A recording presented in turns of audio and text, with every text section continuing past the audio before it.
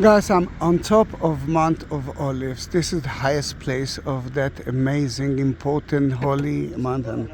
And in front of you can see a mosque. But until the Saladin time, until the end of the Crusader time here, 12th century, that used to be the Ascension place. That is where Jesus ascended into heaven, and sadly today it's not a Christian place anymore. But the good thing of it is that the Christians can enter to here to pray, and this is beautiful. Now, at the 4th century, St. Helen built a church next to it, right there. Sadly, it's closed now. It's called Paternoster, or at her time it was Aluana. But later, let's say the end of the 4th century, one of the Roman ladies converted to Christianity reached that area and marked that place as the Ascension spot. And from that moment until now, it's the place that Jesus ascended into heaven. Guess what? I believe that he did it from the highest place of the city.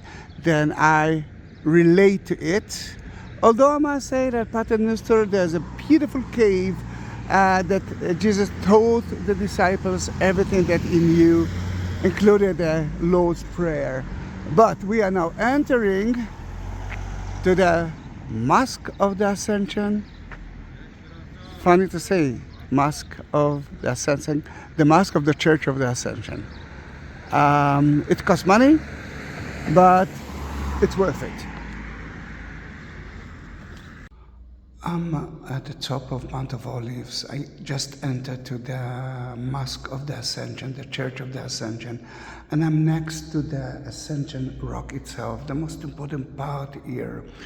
Some of you will actually send me some bad messages, because I'm going to say that in front of you is the exact spot of the Ascension.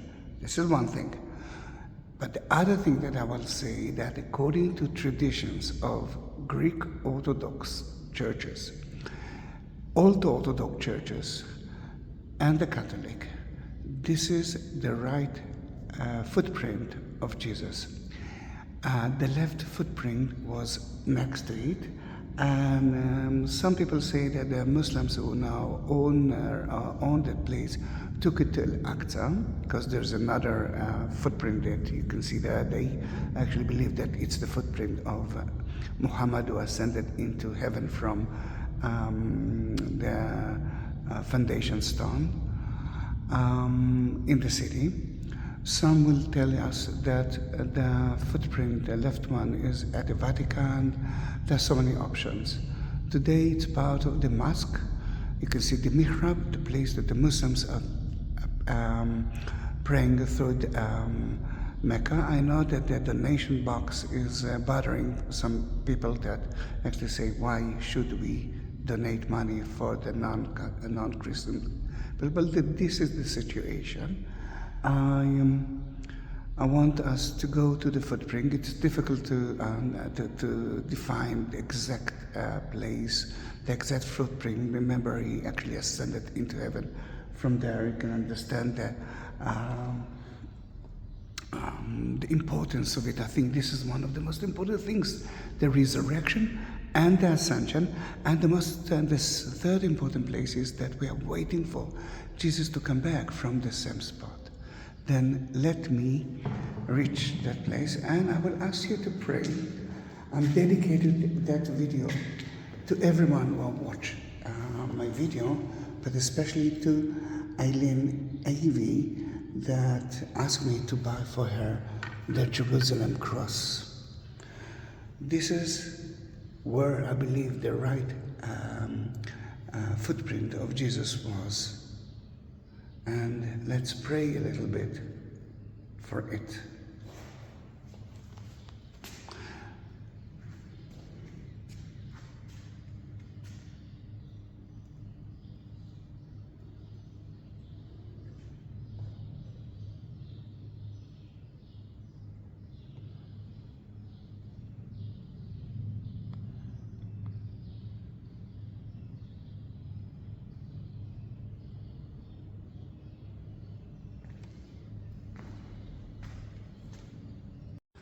I just went outside the church and there's so many things to see here, but this is the Ascension spot. And what you can see here, we're going back, we're actually starting from the, wait a minute, from the Crusader time. The Crusader time, that church was octagonal. You can see a little bit of the walls that remains here, and the octagonal walls, but the inner part of it was an open space, open to the sky, and the idea is the ascension from actually both ways, because he's supposed to come back again. Another thing that you can imagine here is that the walls between the beautiful marble columns weren't here. It was built by the Muslims. Then in that case, the Muslims actually sealed the dome, the open space, and they built the walls between the arches. Now, the beautiful thing of it is that every column is different. Look at that, for example, and look at that beautiful column with the eagles.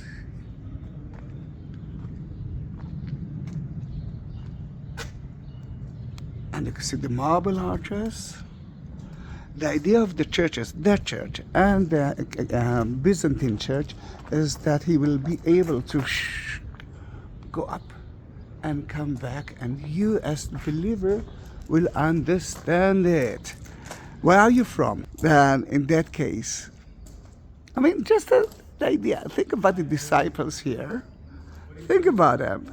And let's talk about actually what's happened here.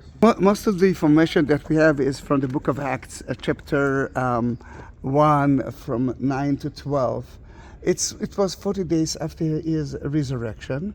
He talked about the kingdom of heaven, and he told the disciples here, don't leave the city, go back to the same room that we actually have been there at the. Now we know that it's the room, the Last Supper, Passover meal, the day after Passover, the day before Passover. It all depends on who you are. And he said that John the Baptist truly baptized with water, but ye shall be baptized with the Ghost not many days hence. And that's actually happened in Pentecost. After Pentecost, he ascended into heaven. It's like a cloud took him to heaven. And two people dressed in white told the people of the Galilee, don't worry, he will come back in the same way, just like you saw him right now. Go back to Jerusalem from Mount of Olives, and we are at Mount of Olives, as a Shabbat day's journey. A Shabbat day's journey, this is strange to people that don't understand Judaism. In Shabbat, Jews can walk, but let's say 1 mile from their houses. They cannot walk all over, because if they will do that, it will consider to be work. And on Shabbat, you cannot work. Got it? Then in that case, Elaine, this is your Catholic cross, but let me show you a few more things. First of all, the Byzantine church that was here, that was built by a woman, an aristocratic Roman woman, Pomina. She came to here and built a church. Women power! Then you can see the Byzantine, remains of the Byzantine church. You can see a little bit of the wall of the Crusaders. The Crusaders built everything as a fortress. Here, the Byzantine built it as a round church. If you know the Dome of the Rock, then it's actually almost the same thing. But everyone are here to bless it. That's why you can find here an Armenian altar, and next to it Coptic altar. Coptic are the Egyptian Christians of North Africa. Syrian altar, the Syrian, that actually speaks the language of Jesus. And this big one belongs to the Greek Orthodox altar.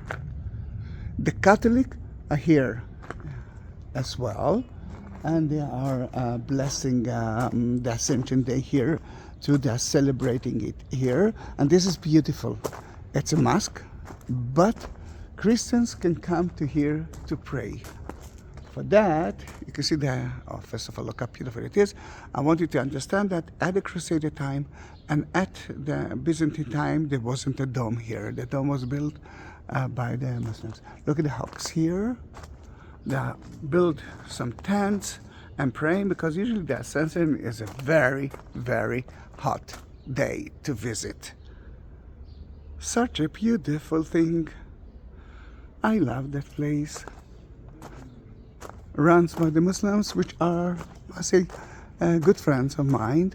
I left my bag with my wallet in the Ascension Chapel, and I feel blessed by that, because no one will harm me. Now let's enter just for a minute back into the Ascension spot to bless you and to say goodbye, and to ask you to send that video to everyone that you want, and please don't forget to subscribe my channel. If you want to have your own cross, I have so many crosses, so many holy items. Go into the description and you will find there the link of Buy Me a Coffee, and through there you can you will be able to understand that I will buy yourself the cross. I will take a video of it in one of the places in Jerusalem, and I will send you the cross home. If you reach the end of the video, tell me the exact moment, and I will bless you in Jerusalem. Bye-bye.